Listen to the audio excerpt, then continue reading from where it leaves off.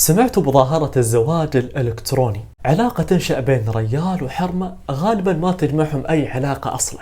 يحبون بعض، يسولفون ويا بعض، احتمال يطلعون ويا بعض بعد، يغارون على بعض وايد، وفي فترة قصيرة تنشأ بينهم علاقة عميقة وايد.